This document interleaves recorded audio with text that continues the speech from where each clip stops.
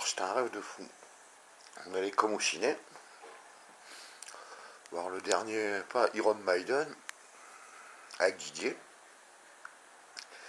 Et puis c'était nul, c'était nul. Du coup Didier était parti au shot, moi je m'endormais à moitié. Et petit à petit, bah, tout le monde s'était barré. Il restait juste un mec avec un sac, et il arrive d'autres mecs, comme des musiciens. Et il en arrive de partout, de partout, de partout. Et en fait, comme moi je dormais à moitié et que Didier était parti au chiottes, on n'avait pas regardé la première partie qu'en fait, qu'on dormait tout le monde, qui numérisait tout le monde. Et tout le monde faisait partie du film. Alors il y avait plusieurs profondeurs de scène, il y avait diverses époques. C'était un peu sur la numérisation de l'âme, comment dire ça. Et puis moi je commence à filmer, comme c'était reporter sans glacière.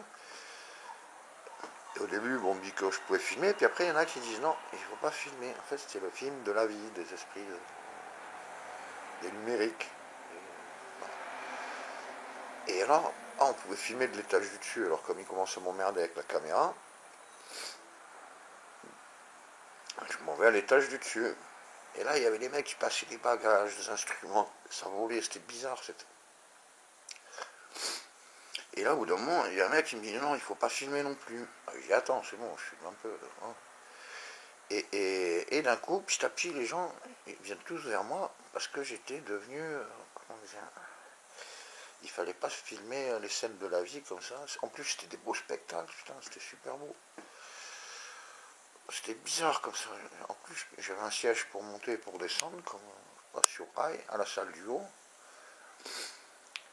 Et donc, ils commencent tous à venir vers moi, parce que je filmais. Ils voulaient me prendre ma caméra, où il ne fallait pas filmer la vie.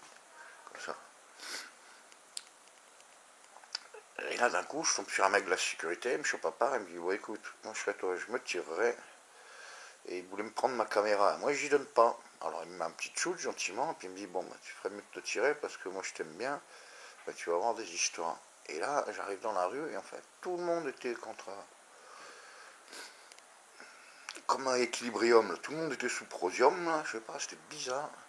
Comme ça, et je courais par-dessus les toits, par les trucs, et tout le monde voulait prendre ma caméra, tout le monde voulait.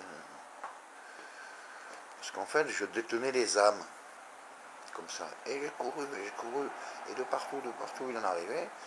Ils étaient tous, si tu veux, numérisés, tous dressés. Ils voulaient m'attraper, ils voulaient m'avoir. Et moi, je restais libre, je courais plus vite. Et tant que tu te laisses pas attraper, il ne peut rien t'arriver. Et je courais, après c'était dans des champs, je passais au-dessus des trucs et tout. Et tout avait été finement irradié. À la fin, il restait comme des grands champs de fraises, et le seul moyen, c'était de rentrer sous les hautes herbes, pour pas se faire rattraper. Mais c'était bizarre, oh là là. Je me suis réveillé en train de bouffer une fraise, un truc comme ça.